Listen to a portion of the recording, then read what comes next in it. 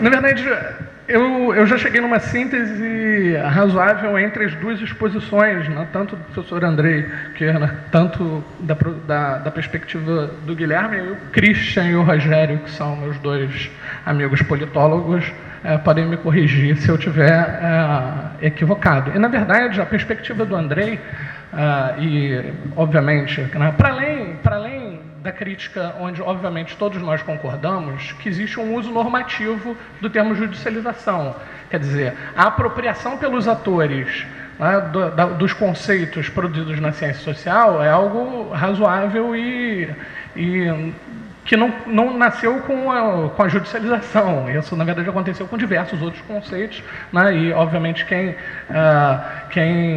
viveu junto a partidos de esquerda, a gente sabe muito bem como isso ocorre o tempo inteiro, né? Ou como ocorreu historicamente, né? Como um arsenal teórico é apropriado, na verdade, como instrumento de luta. Então, quer dizer, esse uso normativo que a gente, na perspectiva da ciência política, da teoria, que a gente tem problemas, né, de lidar com isso, ou seja, né, que é complicado da gente visualizar, eventualmente, e conseguir separar, né, uma construção normativa da construção do modelo. Então, é claro que a gente discorda do uso, né, eu discordo do uso arbitrário, político, enfim, né, e não da construção do modelo.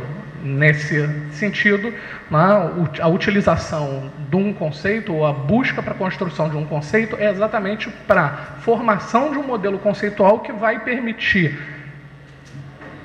a testagem de hipóteses para verificação, para compreensão da realidade, de fenômenos. Esse é o ponto central. O Guilherme não discorda disso, acho que nenhum de nós discorda disso.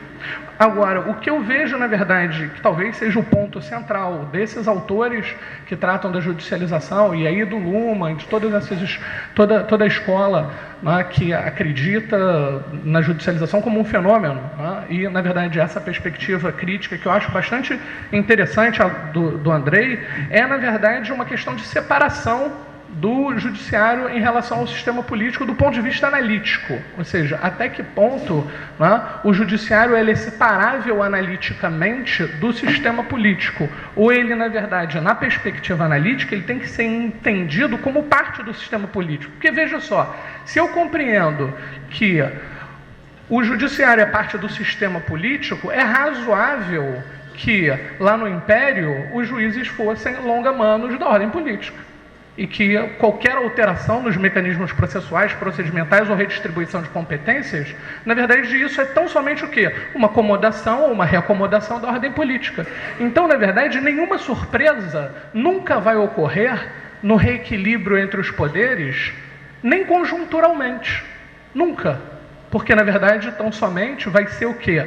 Um reequilibrar estrutural ou conjuntural, na verdade um reequilibrar conjuntural, porque vão ser mudanças paulatinas, né, na ordem política. Porque o meu foco é tão largo, né, a minha noção de política nesse sentido, né, ou nos 4 sentidos da judicialização ali, são tão largos, né, ele é tão largo que ele abrange, na verdade, toda a movimentação do sistema político.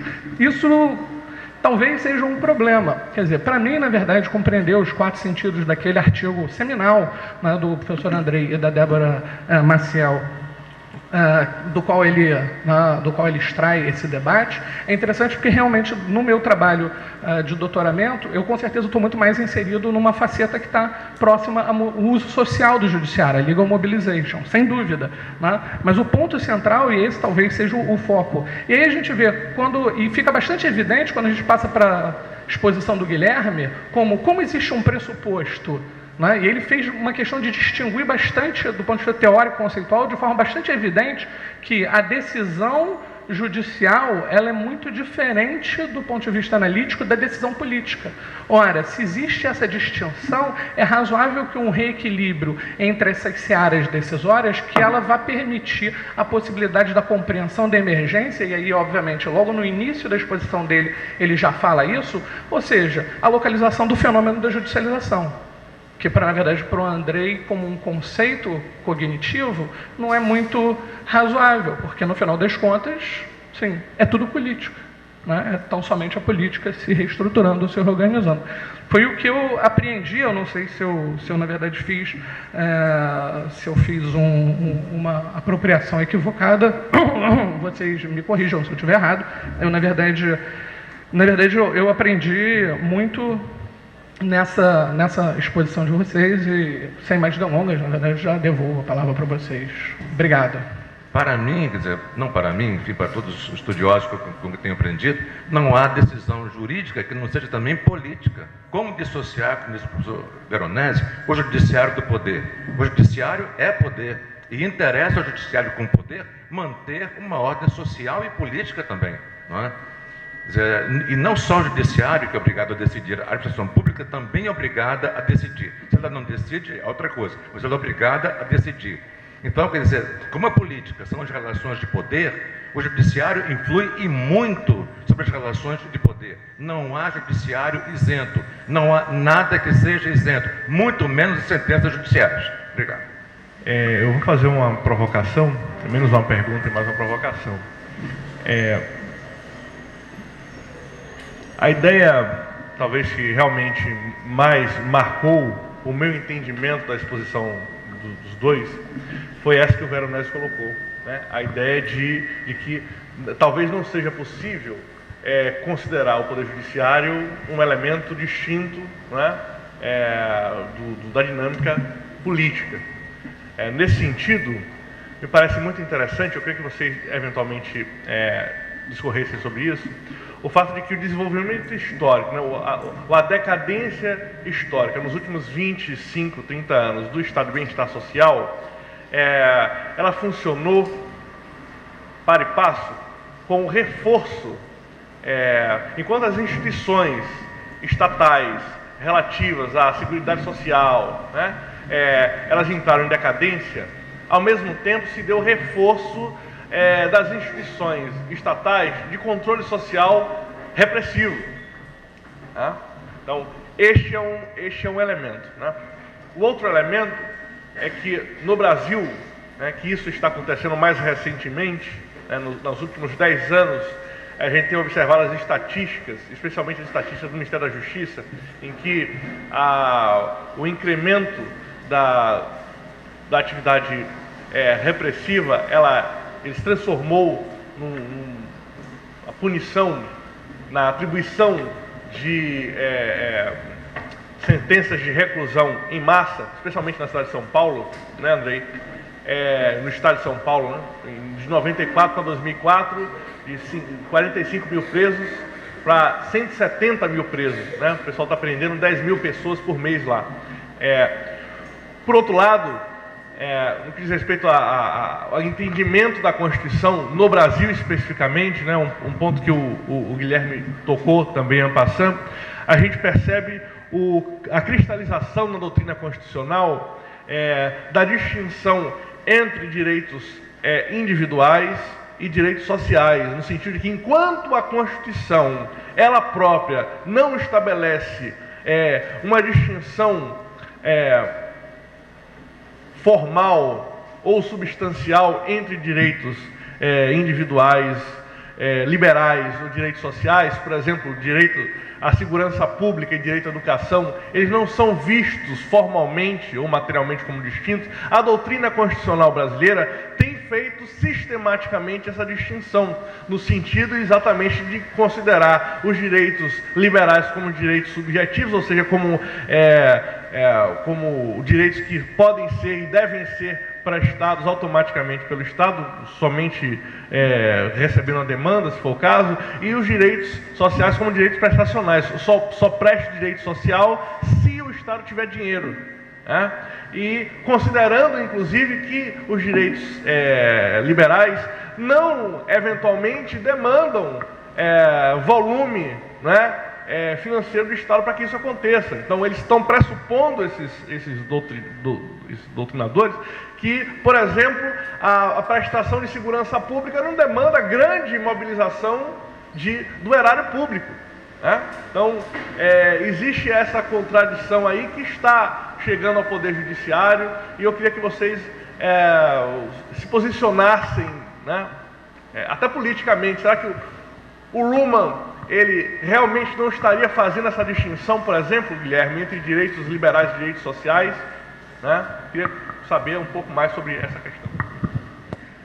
Enfim, depois eu vi a exposição do professor Veronese, comecei a pensar aqui com os meus botões, se não seria possível, talvez, tentar uma posição conciliatória. Quer dizer, não só pelos exemplos que foram mobilizados pelo professor Andrei, está muito evidente, claro, cristalino, de que o fenômeno da judicialização, ou o que é tido como fenômeno de judicialização, não é uma coisa nova, não é? Que, na verdade, se é que eu entendi, né? De certa maneira, você faz não é bem uma denúncia, mas você chama atenção para o fato de que o conceito ele é tratado de modo a tentar objetivar ou normalizar um determinado movimento político, que é pontual do ponto de vista histórico, que na verdade é decorrente de um momento de ativismo judiciário. Não é? Então eu quero apresentar como coisa nova e diferente alguma coisa que é muito antiga e que sempre existiu. Não é? Mas, de certa maneira, o Veronese, quando ele, na exposição dele, ele procura ressaltar um outro ponto, que me fez pensar no seguinte: é verdade que o movimento se repete, mas será que é por isso que ele é sempre a mesma coisa? Então eu pensei assim, é verdade que todos os movimentos autônomos ou endógenos de reacomodação do poder judiciário no contexto do equilíbrio dos poderes políticos desde a Revolução Francesa, ou até antes, até se a gente lembrar, por exemplo, dos embates entre os parlemãs franceses e o rei, que se dizia absoluto, né? Então, todos esses movimentos autônomos ou endógenos de reacomodação do poder judiciário no contexto do equilíbrio dos poderes políticos, historicamente verificados, no sentido ampliativo, são atacados, né, foram atacados, sobretudo atacados, não tanto elogiados, como decorrentes ou provocadores de uma judicialização ou de uma politização da política. Né? Há outros exemplos ainda que poderiam ser invocados. Né? A da República Velha, por exemplo, a ideia de que a atuação do Poder Judiciário na concessão de habeas corpus, nos casos de estado de sítio, implicava numa ditadura judiciária, não é? E aí você tem, por exemplo, um defensor autoritário do Poder Executivo que vai dizer: eu não quero a ditadura judiciária, eu quero a ditadura do Executivo. Né? Sempre denunciado como tentativa de governo de juiz e tal. Mas eu pensei o seguinte, pelo menos quando a gente pensa no Brasil, em quantas vagas ocorreram esses movimentos, entre aspas, de judicialização? Será que, aí tentando recuperar a ideia de Tocqueville, da democratização como um processo que vem de longe, que é inevitável, que é um tema muito presente na literatura francesa contemporânea, tá? Está presente sobretudo no Marcel Gauchet, será que a particularidade de cada uma dessas vagas do judiciário não pode ser atribuída a diferentes momentos de ampliação do processo de democratização no sentido, pelo menos individualizado, de direitos humanos? Né? Eu estou lembrando da expressão com que o Marcel Gauchet define a democracia contemporânea como democracia dos direitos humanos, e isso não é nem um elogio, isso até é uma crítica no sentido de que a democracia dos direitos humanos ela esvazia o político. Não é? Fica um demandismo judiciário, um desmandismo individual e uma falta de participação coletiva, quer dizer, de agregação na construção de um futuro. Não é? Então, eu queria saber o que você pensa disso. Você acha que não... Porque talvez essa ideia de que a cada momento de judicialização corresponde a um momento de ampliação desse processo de democratização, se ele, de certa maneira, não possibilitaria não só conciliar a sua posição, como a ideia de que cada momento é um momento diferente também, independentemente dele ser bom ou ser ruim, ser apropriado pelos atores. Obrigado. Existe uma diferença bastante grande, né, da apropriação, da recepção de teorias sistêmicas no campo de teorias do direito, né, e no campo das ciências sociais. E no campo das ciências sociais, a recepção é muito mais ponderada, né, porque, bom, é guiada por outros interesses e por outros problemas. E o que eu coloquei aqui, iniciei falando isso no sentido de dizer, tem uma dimensão metodológica, né? No sentido de dizer, vejam, essas formulações teóricas, elas servem como esquemas analíticos, elas servem para a formulação, né, de hipóteses a serem pensadas, a serem trabalhadas. Agora, o problema está em tomar essas construções, que são construções conceituais, como retratos, como explicativas da realidade. Então, para pegar num ponto que eu acho que é central nessa questão, eu não sou especialista em Luhmann, e conheço um pouco essa discussão sobre a crise do welfare state, eu poderia dizer o seguinte: bom, quando é que existiu o welfare state no Brasil? Para começar de conversa, né? Quer dizer, como diria o velho Chico de Oliveira, que só existe estado de mal-estar social, né? Aqui nunca existiu estado de bem-estar social. Agora, quando a gente volta na crise do welfare state, na década de 70, se diz o seguinte: bom, a crise dada pela diminuição do crescimento econômico, pelo overload que é causado pelos gastos do Estado, pelas demandas sociais, etc, etc. Só que a gente, quando coloca isso numa perspectiva histórica, então, o sentido das ilustrações, dos pontos que eu trouxe aqui, Christian, não foi o sentido de colocar tudo no mesmo balaio e dizer, né, uma teoria cíclica da história que tudo se repete. Não, foi puxar alguns pontos para dizer, afinal de contas, do que nós estamos falando. Então, quando a gente pega a crise do welfare state, a formação, as condições e possibilidade de formação do welfare state, bom, a gente tem que pensar no Plano Marshall, a gente tem que pensar nas condições da reconstrução da Europa, na necessidade política, geopolítica do mundo bipolar de manter a estabilidade da Europa para evitar a volta, né, a expansão dos movimentos de contestação, do movimento socialista. Tem uma série de condições nas quais, ou seja, as condições de crescimento do capitalismo são decorrentes de decisões políticas. E a crise do welfare state, eu não sou economista para dizer, mas não pode dissociar não só problemas sistêmicos da economia capitalista, mas também de decisões tomadas, né, pelo soberano no sistema econômico internacional, ou seja, pelos Estados Unidos, início de 73, como reação à crise do petróleo, e depois, em 79, aumento unilateral da taxa de juros. Quando aumenta a taxa de juros em 79, com a decisão do Paul Volcker, bom, o crescimento na Europa vai para o espaço. A gente pega eleições do François Mitterrand, tem fuga de capitais. Quer dizer, então, o problema da questão da formulação de um quadro analítico para pensar esses processos não deve ser colada com a questão de que os processos se dão dessa maneira. É necessário ir lá e ver, de fato, como é que ele colocou e como é que se dão, né, as decisões políticas e as diferenças que acontecem nas reações de países em relação a essas situações. Por exemplo, vou fazer uma comparação. As reações a diferença de reações que ocorreram à questão da pressão neoliberal. Quando eu morava na França, 15 anos atrás, se dizia o seguinte: olha, vamos privatizar. Privatizar significava vender uma parte das ações, mas sem abrir mão do controle estatal sobre as empresas. Aí ainda ontem eu estava vendo no jornal francês, o Nicolas Sarkozy vai na Renault, se reúne lá com o presidente da Renault, que por acaso é um brasileiro, e diz o seguinte: olha, não podemos fechar esses 1.000 empregos, 2.000 empregos dessa fábrica aqui, porque o principal acionista é o Estado francês. Nós temos que dar um jeito nesse negócio aqui. Quer dizer, na França, a privatização, né, tem esse sentido. Diferente do sentido do que aconteceu das privatizações, a desregulamentação na Argentina, na qual, bom, o Estado abriu mão até do seu elemento soberano essencial, que é a definição do valor da moeda.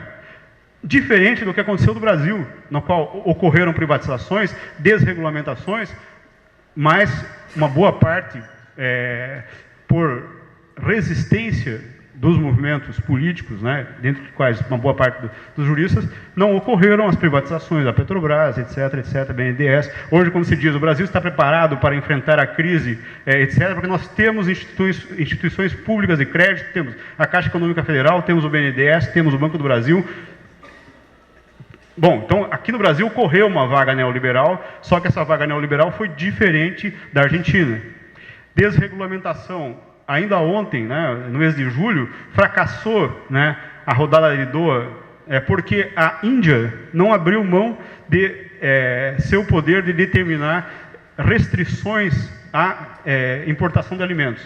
Porque ela não quer abrir mão de uma dimensão que é constitutiva do seu país, que é a questão da proteção dos pequenos agricultores, proteção da produção de alimentos e proteção da produção artesanal. Então, quando a gente quer pensar temos o problema do overload posto sobre o Estado pela mudança das condições de acumulação capitalista, e isso implica na redefinição, né, das esferas, das relações entre as esferas, implica em acentuação das funções de uma esfera e de outras. Ok, mas esse é um quadro teórico que ele deve ser transformado em reflexão, em pesquisa, para que a gente seja capaz de entender os processos, entender as diferenças, tá certo? Então, evidentemente que isso aqui tudo me diz o seguinte: eu estou aqui dando uma aula de metodologia de pesquisa em ciência política, mas também eu estou falando o seguinte: olha, é preciso a gente também botar um pé atrás e dizer assim, afinal de contas, do que a gente está falando, tá certo? Para incorporar essas mudanças paradigmáticas que são propostas em teoria do direito com um espírito mais crítico. Então, em relação à questão de se as decisões são políticas, né, as decisões judiciais são políticas, sim. Quer dizer, aí eu respondo ao Alexandre. Agora, é necessário, o problema para pensar isso, é necessário pensar todas as mediações, os elementos que se colocam aí, que tornam a decisão judicial uma decisão um pouco diferente da decisão política. Um tanto diferente da decisão política. Então, quer dizer, aí a gente poderia falar, e não quero me estender a esse respeito. Então, não é tudo política, nesse chute, é tudo poder sem mediações. A questão vamos olhar e vamos pensar de uma forma mais ponderada sobre o que a gente está falando. Christian, judicialização com processo de democratização, eu acho que sim, eu acho que quando Foucault dizia, ele apoiava a Revolução Iraniana, ele dizia o seguinte: olha, eu nunca vou dizer a um povo que se levanta, tá certo, que ele não deve se levantar, que ele deve se submeter aos seus algozes, tá certo? Mesmo que eu não concorde com o que ele pensa, com os princípios do seu levante, eu vou respeitar o seu levante, porque é esse povo que tem a situação, né, tem o conhecimento, essas pessoas que têm o conhecimento da situação na qual elas estão. Eu nunca vou criticar quem quer que seja de utilizar os meios de que dispõe para fazer valer os seus direitos, os seus interesses e tudo mais. Se o judiciário é receptivo a isso, as pessoas vão buscar o judiciário. Se ele não é receptivo, as pessoas vão atuar de outras formas. Ou vão atuar no judiciário e de outras formas, alternadamente, em combinação. Quer dizer, a história nos dá um monte de surpresas, tá certo? A via judicial, muitas vezes, é concomitante à via política. Ela é concomitante com a mobilização social. É só pensar o impeachment do Collor, por exemplo, né, na qual esses três elementos estão presentes. Então, eu acho que assim, não dá para construir essa coisa como questões de alternativa, mas eu acho que a tua hipótese é muito boa e você pegou bem o tom da minha fala. Não, André, eu concordo contigo. Enfim, concordo com a tua intervenção. Quer dizer, no final da minha... Evidentemente, eu fui dar um efeito retórico no argumento lumaniano para mostrar os riscos da desdiferenciação do direito da política, ou do direito da economia, enfim. Mas confesso a vocês que isso tinha um efeito exclusivamente retórico. E estou de acordo contigo também, quer dizer, está certo Chico de Oliveira, estado de mal-estar social.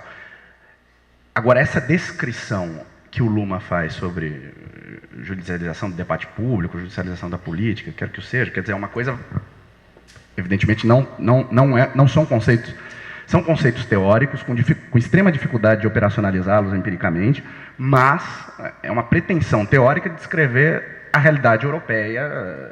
O livro que ele escreveu, Teoria Política do Estado Social, é voltado para a realidade europeia. Acho que está aí a crítica do Marcelo Neves, que fala das dificuldades de utilização, inclusive, desse modelo para a explicação da realidade brasileira. Com o argumento lumaniano, não sei se ficou claro, o efeito retórico final foi mais perverso do que... Foi um efeito indesejável da minha intervenção, mas era única e exclusivamente mostrar como eventos estão vinculados. Quer dizer, para a teoria do direito, ou para a teoria política do direito, se é que a gente pode chamar isso, quer dizer, observa-se a teoria econômica do direito como, enfim, um enfrentamento, e não como um fruto, não como algo que pode ter sido originado justamente por conta dessa pretensão normativa da teoria política do direito sobre o direito. Tá? Então, na verdade, a minha ideia era descrever esses fenômenos intercalados, duas teorias que identificar a causa de uma pretensão teórica no interior de outra pretensão teórica. Tá? E concordo contigo, quer dizer, a discussão aqui não...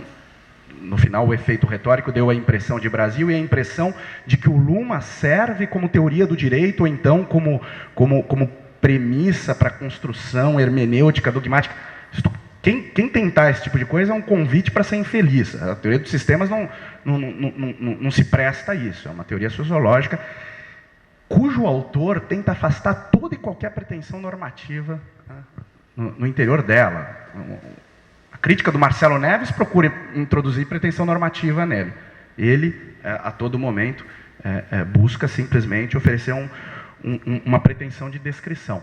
Uma descrição, inclusive, que comporta o surgimento de equivalentes funcionais ao direito. Tá?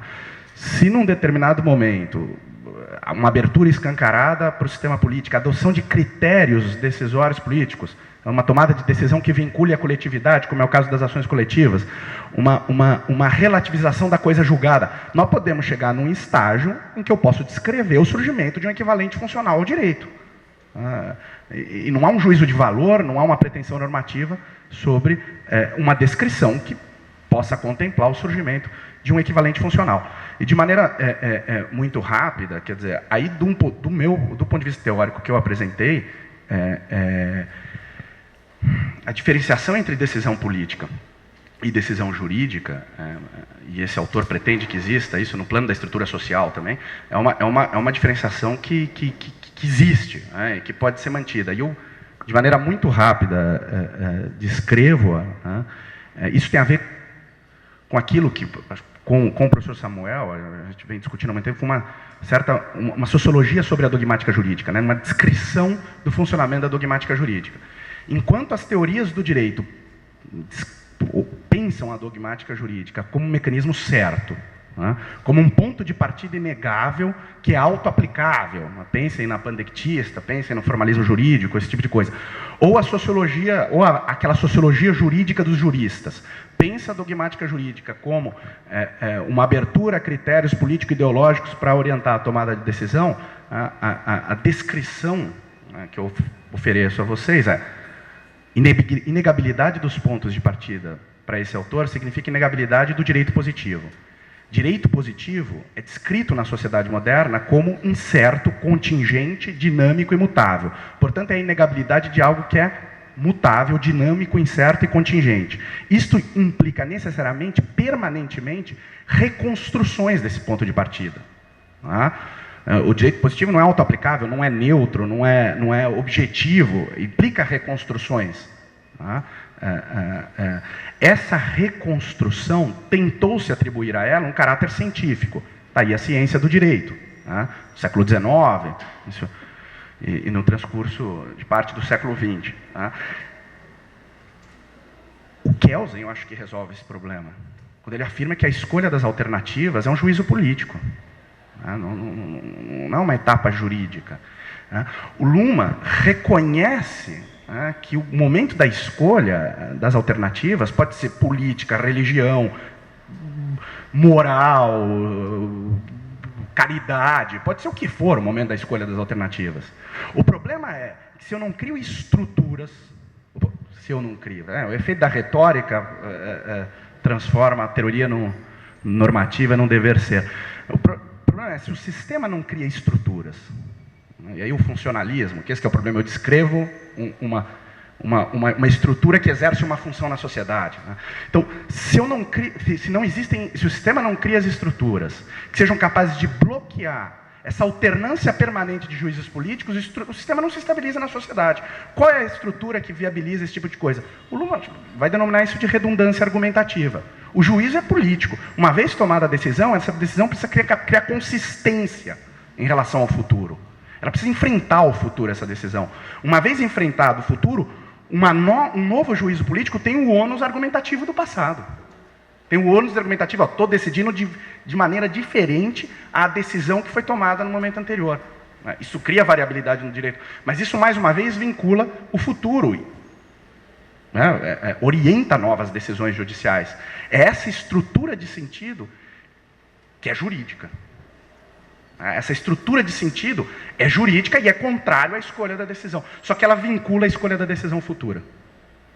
Sob pena de nós não termos sistema jurídico, que não pode ser um problema do ponto de vista descritivo. A gente pode reconhecer que existe um equivalente funcional, ou então que o sistema jurídico se transformou de fato em política.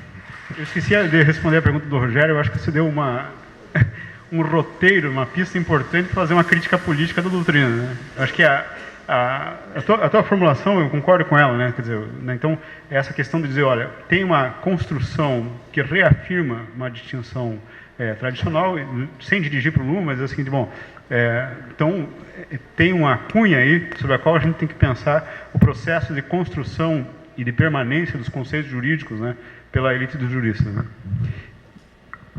Eu queria agradecer a presença de todos, né, e fazendo votos que esse debate do quadro teórico nós possamos aplicar em termos, desculpe repetir isso, desse momento que nós estamos vivendo de ativismo jurisdicional no Brasil e em sentido de compreendermos aí o novo papel do Supremo Tribunal Federal.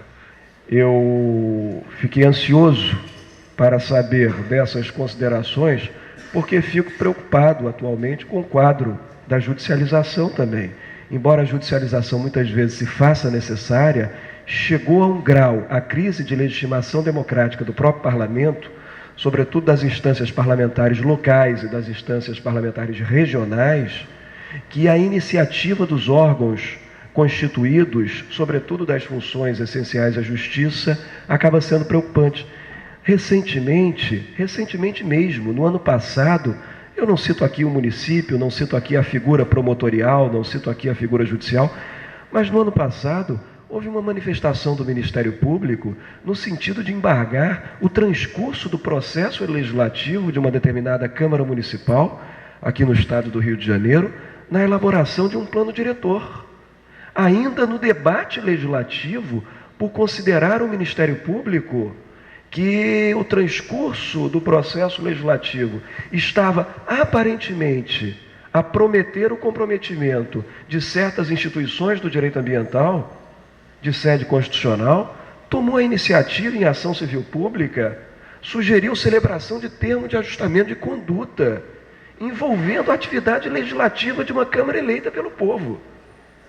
Então, certos excessos devem ser verificados sob pena de reconhecermos, de institucionalizarmos tal descrédito da autoridade parlamentar a comprometer a própria democracia. Penso que as considerações aqui feitas foram de extremo valor para todos que estiveram nesse auditório no dia de hoje.